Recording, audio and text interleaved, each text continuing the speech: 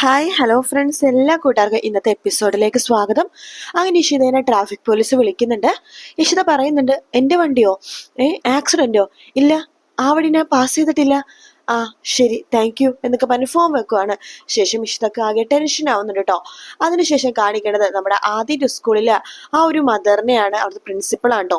അപ്പൊ അവരിങ്ങനെ ഫോണിൽ സംസാരിച്ചുകൊണ്ടിരിക്കുകയാണ്. അതെ അതെ, ബസ്സുകളൊക്കെ എത്തിയിട്ടുണ്ട്, ആ പിള്ളേരൊക്കെ എത്തി, ആ സാധാരണ പോലെ തന്നെ ഇന്നും ക്ലാസ് തുടങ്ങുവാണ് എന്നൊക്കെ പറഞ്ഞ് ഇങ്ങനെ സംസാരിച്ചുകൊണ്ടിരിക്കുകയാണ്. അപ്പോഴേക്കും ആദ്യം ക്ലാസ് ടീച്ചർ വരുന്നുണ്ട്. മാഡം, എനിക്കൊരു കാര്യം പറയാനുണ്ട്. ഓക്കെ, അന്നേരം പിന്നെ വിളിക്കാമെന്ന് പറഞ്ഞ് ഫോം വെക്കുകയാണ്. എന്താ ടീച്ചർ എന്ന് ചോദിക്കുമ്പോൾ, അത് എൻ്റെ ക്ലാസ്സിലെ 5th സ്റ്റാൻഡേർഡിലെ ആദിത്യൻ, അവൻ ഇതുവരെ എത്തിയിട്ടില്ല. വാട്ട്, ആദിത്യ എത്തിയിട്ടില്ലെന്നോ? ബസ്സിന് അവൻ വന്നിട്ടുണ്ടായിരുന്നോ? അതവൻ തിരിച്ച് വീട്ടിൽ തന്നെ പോയോ?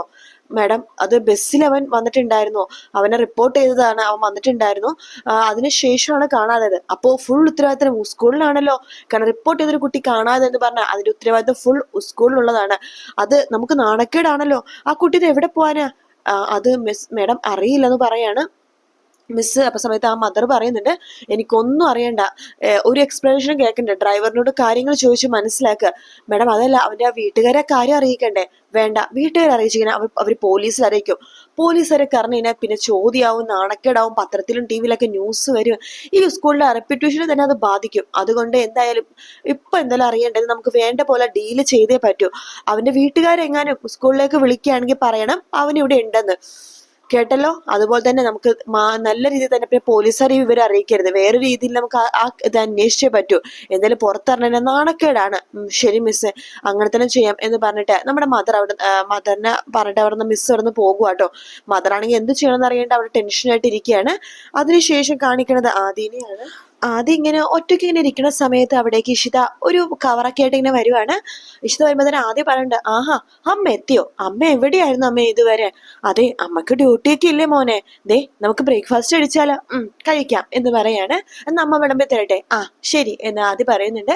അങ്ങനെ ഇഷിത ഒരു പ്ലേറ്റ് ഒക്കെ എടുത്തിട്ട് നമ്മുടെ അപ്പൊക്കെ ഇങ്ങനെ വിളമ്പുവാട്ടോ. അതെ, വെജാണ്. ആ, അത് മതി, കുഴപ്പമൊന്നുമില്ല എന്ന് പറയാണ്. ആഹാ, മോനൊരു കാര്യം മറന്നുല്ലോ, എവിടെ കൈ കഴുകാത്ത എന്താ? അയ്യോ സോറി അമ്മേ, സോറി കേട്ടോ എന്ന് പറഞ്ഞിട്ട് വേഗം പോയിട്ട് കൈ കഴുകാണ്. ഇഷിത മനസ്സിൽ വിചാരിക്കുകയാണ്, ഹായ്, എന്ത് നല്ല മോന, ഈ കുട്ടിയുടെ അച്ഛൻ്റെ അമ്മയുടെയൊക്കെ ഒരു ഭാഗ്യം എന്നിങ്ങനെ ഇഷിത മനസ്സിൽ വിചാരിക്കണ്ട. അങ്ങനെ കൈ കഴുകി വരുവാണ് ആദ്യക്ക് ഫുഡ് വിളമ്പി കൊടുക്കുന്നുണ്ട്. ഇഷിത, കഴിക്ക്, എങ്ങനെയുണ്ട്? നല്ല ടേസ്റ്റ് ഉണ്ട്. അമ്മേ, ഞാനൊരു കാര്യം ചോദിച്ചോട്ടെ? ചോദിച്ചോ. അമ്മേ, എന്റെ പേരെന്താ അമ്മേ എന്നിങ്ങനെ ചോദിക്കുകയാണ്. ഇഷിത സമയത്ത് പേര്, മോനെ ഒന്നും ഓർത്തെടുക്കാൻ കഴിയുന്നില്ലേ? മോനൊന്ന് ആലോചിച്ച് നോക്കിയേ, മോന്റെ പേരെന്താണെന്ന്. മോനെ പറ്റൂ, ഒന്ന് ആലോചിച്ച് നോക്കിയേ. അത് അത് ഇല്ല അമ്മേ, ഒട്ടും പറ്റുന്നില്ല. എന്റെ പേരെന്താ അമ്മേ, പറയാമ്മേ.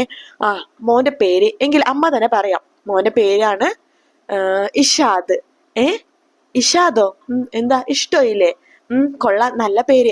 അമ്മയുടെ പേരായിട്ട് ഓക്കെ ആക്കിയിട്ട് ഇട്ട പേരാണല്ലോ എനിക്ക്. അതെ എന്ന് ഇഷിത പറയാണ്. അല്ല അമ്മേ, അച്ഛനെന്താ അമ്മ എന്നെ കാണാൻ വരാത്തത്? അയ്യോ മോനെ, അച്ഛൻ എന്ന് പറയുമ്പോഴേക്കും ഇഷിത അതിനെ കുറിച്ച് ഇങ്ങനെ ആലോചിക്കുകയാണ്. ഡോക്ടർ പറഞ്ഞ കാര്യം, അവന് ഓർമ്മശക്തി വരുന്നവരെ ഇഷിതയുടെ കുടുംബമായിരിക്കും അവന്റെ കുടുംബം. അവന് മെമ്മറി അധികം ബ്രെയിനിന് സ്ട്രെയിൻ കൊടുക്കാൻ പാടില്ല. അപ്പൊ അതുകൊണ്ട് അവൻ പറഞ്ഞ കാര്യങ്ങൾക്കൊക്കെ നമ്മൾ അവന് മറുപടി കൊടുത്തേ പറ്റൂ എന്നൊക്കെ ഡോക്ടർ പറഞ്ഞ കാര്യം ആലോചിക്കുകയാണ്. അപ്പൊ ആദ്യം ചോദിക്കണ്ടേ, എന്താ അമ്മയൊന്നും മിണ്ടാത്തത്? എന്റെ അച്ഛന്റെ പേരെന്താമേ എന്ന് ചോദിക്കുമ്പോഴേക്കും, അതോ, ഞാൻ വേറൊന്നുമല്ല മോനെ ആലോചിച്ചത്, മോനൊന്നും ഓർത്തെടുക്കാൻ പറ്റുന്നില്ലല്ലോ എന്ന് ആലോചിച്ചതായിരുന്നു. ഓ അങ്ങനെയാണോ? പറ അമ്മേ, അച്ഛന്റെ പേരെന്താ? അച്ഛന്റെ പേര്, അച്ഛൻ എവിടെയാ വർക്ക് ചെയ്യണത്? എല്ലാം പറയാം മോനെ. മോന്റെ അച്ഛന്റെ പേരാണ് മഹേഷ് ചന്ദ്രൻ. അച്ഛൻ ബിസിനസ്സുകാരനാണ്, ബിസിനസ് ടൂറിലാണ്. അപ്പൊ എനിക്ക് അപകടം പറ്റിയ കാര്യമൊന്നും അച്ഛൻ അറിഞ്ഞില്ലേ? ഇല്ല മോനെ, പറഞ്ഞു കഴിഞ്ഞാൽ അച്ഛൻ ആകെ വിഷമവും, അച്ഛൻ ടെൻഷനാവും. അച്ഛൻ നാട്ടിലെത്തട്ടെ, അമ്മ പറയാം. എന്തായാലും 2 ദിവസം കഴിയുമ്പോഴേക്കും അച്ഛൻ നാട്ടിലെത്തും. അമ്മേ, എനിക്ക് അച്ഛന്റെ ഫോട്ടോ ഒന്ന് കാണിച്ചു തരാവോ? അതിനെന്താ, കാണിച്ചു തരാലോ എന്ന് ഇഷിത പറയാണ്. ശേഷം ഫോൺ എടുക്കാണ്. ഫോൺ എടുത്തിട്ട് ഇഷിത നമ്മുടെ മഹേഷിന്റെ ഫോട്ടോ എടുക്കുക കേട്ടോ. എന്നിട്ട് ആദ്യക്ക് കാണിച്ചു കൊടുക്കണ്ട്. മോനെ, ദേ ഇതാണ് നിന്റെ അച്ഛൻ എന്ന് പറയാണ്.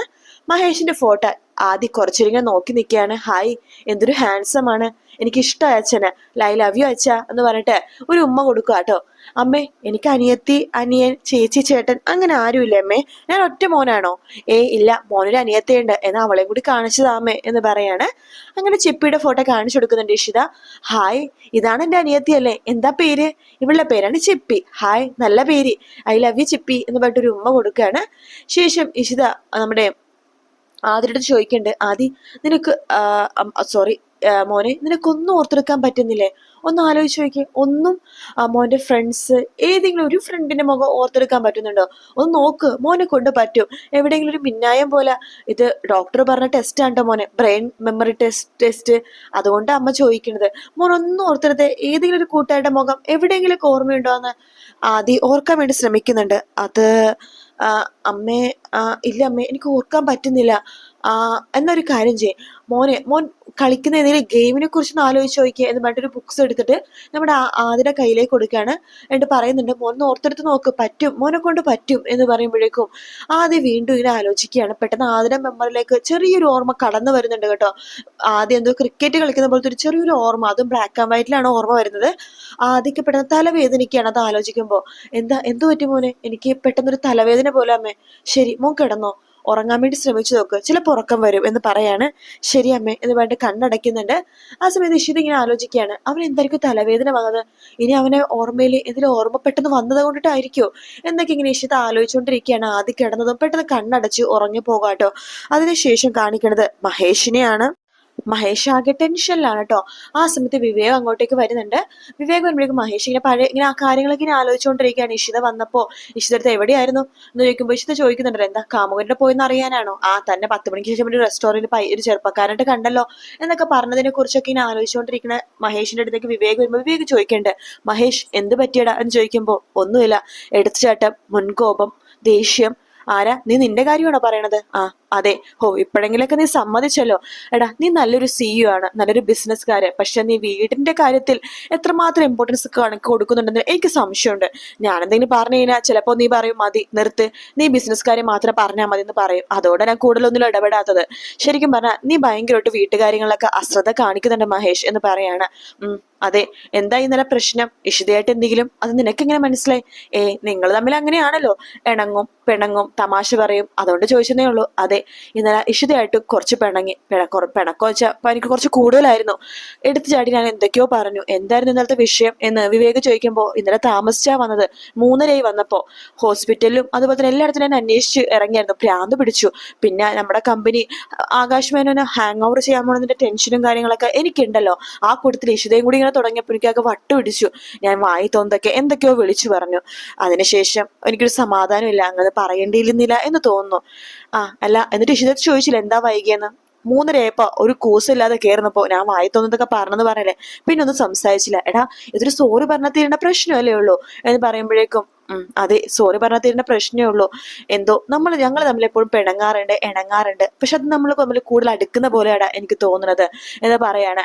എന്തായാലും ഇഷിതയുടെ ഭാഗത്ത് തെറ്റൊന്നും ഉണ്ടാവില്ലെന്നാ എനിക്ക് തോന്നുന്നത് വിവേക് പറയുമ്പോൾ. അതെ, അവളുടെ ഭാഗത്ത് തെറ്റൊന്നും ഉണ്ടാവില്ല, എനിക്കതറിയാം എന്ന് പറഞ്ഞുകൊണ്ടിരിക്കത്തന്നെ അരുന്ധതി നമ്മുടെ മഹേഷിന്റെ ഫോണിലേക്ക് വിളിക്കാട്ടോ. ദേ അരുന്ധതി മേഡമാ, എടുക്ക് എന്ന് പറയാണ് വിവേക്. Hello madam. മഹേഷ്, എന്റെ മോള് അനുഗ്രഹ നാളെ അങ്ങോട്ടേക്ക് ലാൻഡ് ചെയ്യുന്നുണ്ട്. അവൾക്ക് സ്റ്റേ ചെയ്യാനായിട്ട് ഏതെങ്കിലുമൊക്കെ ഹോസ്റ്റല് വേണ്ട, ഹോം സ്റ്റേ എന്തെങ്കിലും അറേഞ്ച് ചെയ്ത് കൊടുക്കാൻ പറ്റുമോ? അതെന്താ മേഡം, ഞാൻ അറേഞ്ച് ചെയ്യാലോ.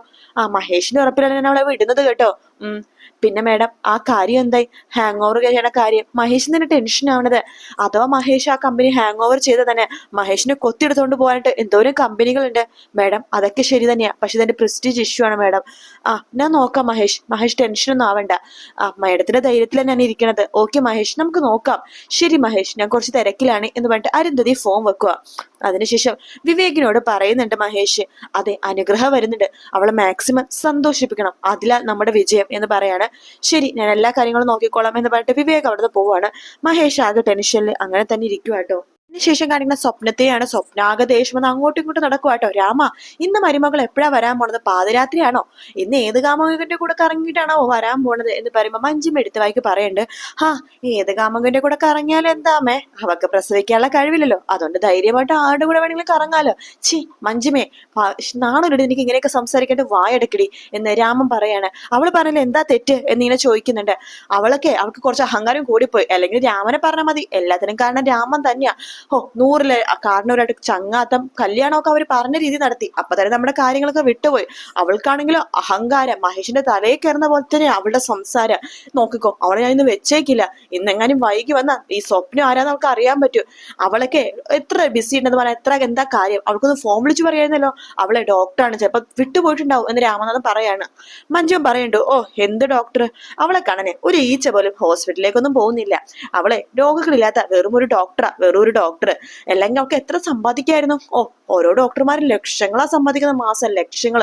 ഇവൾ എന്തിനു സമ്പാദിക്കുന്നുണ്ടോ എന്ന് ചോദിക്കുമ്പോ സ്വപ്നവലി പറയണ്ട്, മോളെ ഇവൾക്ക് ലക്ഷങ്ങളൊക്കെ കിട്ടുന്നുണ്ട്, എല്ലാം കൊടുക്കണത് അപ്പുറത്തുള്ളവൾക്ക്, ആ പ്രിയാമണിക്ക് എന്ന് പറയണു. ഷോ രണ്ടും കൂടി ഒന്ന് നിർത്താവോ? ദേ ഇത് മഹേഷിന്റെ മിഷിതയുടെ ജീവിതമാണ്. അവർക്ക് എന്തെങ്കിലും പ്രശ്നം ഉണ്ടെങ്കിൽ അവരത് പറഞ്ഞു തീർത്തോളും, നിങ്ങൾ ഇടപെടണ്ട എന്ന് പറയുമ്പോ സ്വപ്നം പറയണ്ട്, അതെ ഞാനേ അവന്റെ അമ്മ, ഞാൻ ഇടപെടും എന്ന് പറയണ. എങ്കിലേ രണ്ടുപേരും കൂടെ ഇടപെട്ടെ അവന്റെ കുടുംബം കുട്ടിച്ചോറാക്ക്, പോ അവിടുന്ന് എന്ന് പറഞ്ഞിട്ട് നമ്മുടെ രാമനാഥൻ അവിടുന്ന് പോവുകയാണ്. മഞ്ജുവ പറയണ്ട്, അമ്മേ ഇന്ന് എന്തൊക്കെ പറഞ്ഞാലും വിട്ടുകൊടുക്കരുത് അമ്മേ, വിട്ടുകൊടുക്കരുത്. ഇല്ല മോളെ, ഞാൻ ഇന്ന് വിട്ടുകൊടുക്കില്ല. ഈ സ്വപ്നവല്ലി ആരാന്ന് ഞാൻ അവളെ കാണിച്ചു കൊടുക്കും എന്നൊക്കെ പറയാണ്. ഇഷിതേനെയാട്ടോ പിന്നീട് കാണിക്കുന്ന. രാത്രിയായി, ഇഷിത വീട്ടിൽ പോകാൻ വേണ്ടി ഇങ്ങനെ പോകുമായിരിക്കും. അപ്പൊ സിസ്റ്റർ ചോദിക്കണ്ടേ, ആ മേഡം ഇന്ന് ലേറ്റ് ആയോ? ആ ലേറ്റ് ആയി പോയി എന്ന് പറയാണ്. വീട്ടിലേക്ക് പോവാണോ?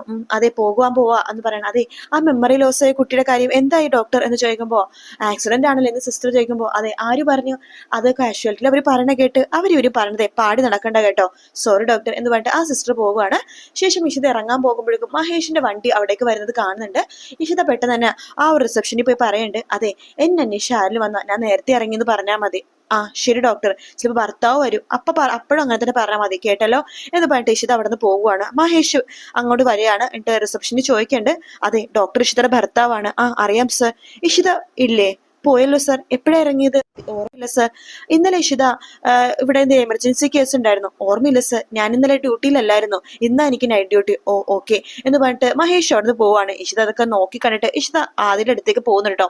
ആദ്യം അവിടെ ബുക്സ് ഒക്കെ ഇങ്ങനെ വായിച്ചുകൊണ്ടിരിക്കുകയായിരിക്കും. ഇഷിത ആദ്യ എടുത്ത് ഇങ്ങനെ ചോദിക്കാണ്ട്, ആഹാ മോൻ ബുക്സ് ഒക്കെ വായിക്കായിരുന്നു. വായിക്കാനൊക്കെ പറ്റുന്നുണ്ടോ? ചെറുതായിട്ട് എന്ന് ആദ്യം പറയാണ്. മോനെ നമുക്ക് കഴിച്ചാലോ, സമയം ഒരുപാട് വൈകി എന്ന് പറയാണ്. കഴിക്കാലോ എന്ന് പറഞ്ഞിട്ട് ആദ്യം കൈ കഴുകുന്നുണ്ട്. ആ സമയത്ത് ഇഷിത ചോദിക്കുന്നുണ്ട്, മോനെ സ്പോർട്സ് ഭയങ്കര ഇഷ്ടമായിരുന്നല്ലേ? ആയിരുന്നോ? ആയിരുന്നു. മോൻ നന്നായിട്ട് ക്രിക്കറ്റ് കളിക്കുമായിരുന്നു. ഓ എനിക്ക് ഓർമ്മ വരുമ്പോ എനിക്ക് വീണ്ടും കളിക്കാലേ. പിന്നെ കളിക്കാലോ എന്ന് പറയാണ്. അമ്മേ ഇന്ന് നമുക്ക് ഒരുമിച്ച് കഴിച്ചാലോ? കഴിക്കാം എന്ന് പറയാണ്. അങ്ങനെ ഇഷിത ഭയങ്കര സന്തോഷത്തോടു കൂടി തന്നെ ആദ്യം നോക്കിക്കൊണ്ടിരിക്കുന്ന ഭാഗത്തോട് കൂടിയിട്ടാട്ടോ എപ്പിസോഡ് തീരുന്നത്. ഇഷിതയും ആദ്യം ഭയങ്കര സ്നേഹത്തോടു കൂടി പരസ്പരം ഭക്ഷണമൊക്കെ പങ്കുവെച്ച് കഴിക്കാട്ടോ. അങ്ങനെ ഇഷിതനെ അന്വേഷിച്ച് മഹേഷ് വീണ്ടും ആ രാത്രി എല്ലാം കറങ്ങി നടക്കുന്നുണ്ട്. അപ്പൊ അഷിതേനെ റോട്ടി വെച്ച് കാണുന്നുണ്ട്. അവർ തമ്മിൽ എന്തോ സംസാരിക്കുന്നുണ്ട്, എന്താന്ന് അറിയില്ല. അതിനുശേഷം കാണിക്കണത് സ്വപ്നവല്ലിനെയാണ്. ആഹാ ഇത് ഞാൻ വെറുതെ വിടില്ല, നോക്കിക്കോ എന്ന് പറഞ്ഞിട്ട് പ്രിയാമ്മയുടെ ഫ്ലാറ്റിലേക്ക് പോകാനായിട്ട് പറയണ്ടേ. എന്റെ മോനായിട്ടുള്ള എല്ലാ ബന്ധവും ഞാൻ വേർപെടുത്തും എന്ന് പറയുമ്പോ, അങ്ങനെ വേർപെടുത്താണെങ്കിലേ എന്റെ മോളെ പൂവിട്ട് പൂജിച്ച് ഞാൻ ഇവിടെ കൊണ്ട് നിർത്തും എന്നൊക്കെ പറയുന്നുണ്ട്. അങ്ങനെ അവർ തമ്മിൽ ഭയങ്കര വഴക്കും കാര്യങ്ങളൊക്കെയാണ്. അതിനിടയ്ക്ക് മഹേഷ് മഹേഷിനാകെ തലവേദന എടുത്തിട്ട് ഇഷിത എവിടെ പോയെന്ന് അറിയാണ്ട് ആകെ ടെൻഷൻ അടിച്ച് മഹേഷ് ഇരിക്കുന്നുണ്ട്. അഷിത എന്തൊക്കെയോ മഹേഷിനോട് പറയുന്നുണ്ട്. മഹേഷിനത് കേൾക്കുമ്പോൾ സങ്കടവും വരുന്നുണ്ട് കേട്ടോ. അത്രയൊക്കെ പ്രൊമോയിൽ കാണിച്ചുള്ളൂ. വീഡിയോ ഇഷ്ടപ്പെടുകയാണെങ്കിൽ ലൈക്ക് ചെയ്യാനും സബ്സ്ക്രൈബ് ചെയ്യാനും കമന്റ് ചെയ്യാനും മറക്കല്ലേ. മറ്റൊരു വീഡിയോ ആയിട്ട് വീണ്ടും കാണാം. Take care, bye bye.